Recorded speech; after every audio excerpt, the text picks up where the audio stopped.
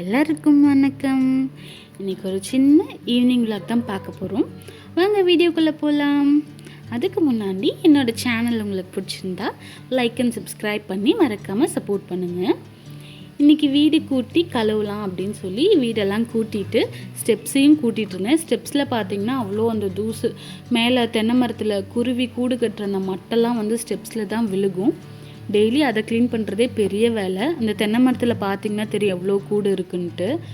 அதெல்லாம் கூட்டிகிட்டு டீ வைக்கலாம் அப்படின்னு சொல்லிட்டு வந்தேன். நான் டெய்லி எந்த வேலை செய்கிறனோ இல்லையோ டீ எப்பயுமே வீட்டில் நான் தான் வைப்பேன். அது என்னோடய டிபார்ட்மெண்ட். டீ வச்சு அப்பா அம்மா கொடுத்துட்டு நானும் குடிச்சிட்டு வீடு க்ளீன் பண்ண போயிட்டேன்.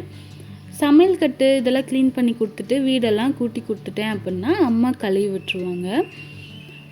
இப்போ நம்ம வீடெல்லாம் நம்ம என்ன தான் க்ளீன் பண்ணாலும் சமையல் கட்டு அந்த அடுப்பங்கரெல்லாம் க்ளீன் பண்ணலன்னா நமக்கு அந்த க்ளீன் பண்ண ஒரு ஃபீலே இருக்காது. அதனால் ஸ்டவ்வெல்லாம் நல்லா தொடச்சி தண்ணியெல்லாம் ஊற்றி நல்லா தொடச்சி விட்டுட்டு டிஷ்யூ எல்லாம் போட்டு தொடச்சி விட்டுட்டு இதை முடிச்சுட்டு பர்னர்லாம் நல்லா விளக்கிட்டு டீ வச்ச பாத்திரம் மதியம் சமைச்ச பாத்திரம் அதெல்லாம் பாத்திரம்லாம் இருந்துச்சு. அந்த வேலையும் முடிச்சுட்டு செல்ஃபெல்லாம் தொடச்சி என்னோடய ஷிஃப்ட்டை முடிச்சுட்டு நான் ஷிஃப்ட்டை மாற்றி விட்டுட்டேன்.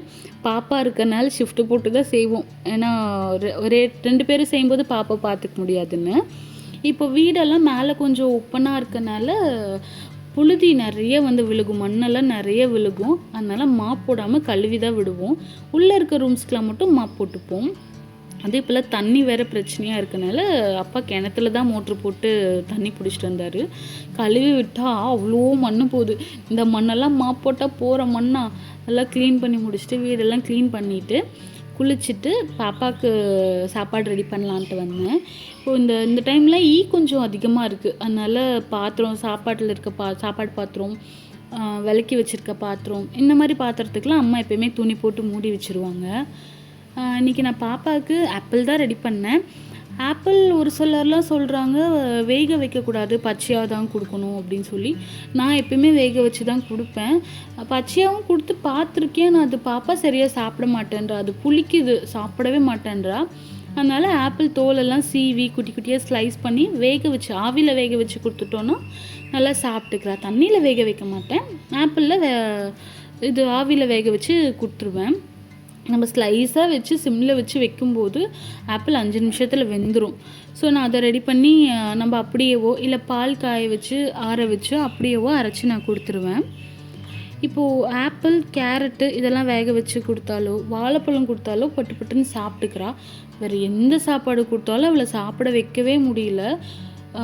வாயை மூடிட்டு அழுகுறா. வாயை திறந்துக்கிட்டு அழுதா எங்கடா சோறை உள்ளே வச்சு துணிச்சிருவாங்களோன்ட்டு இந்த பிள்ளை வாயை மூடிக்கிட்டு அழுகுது.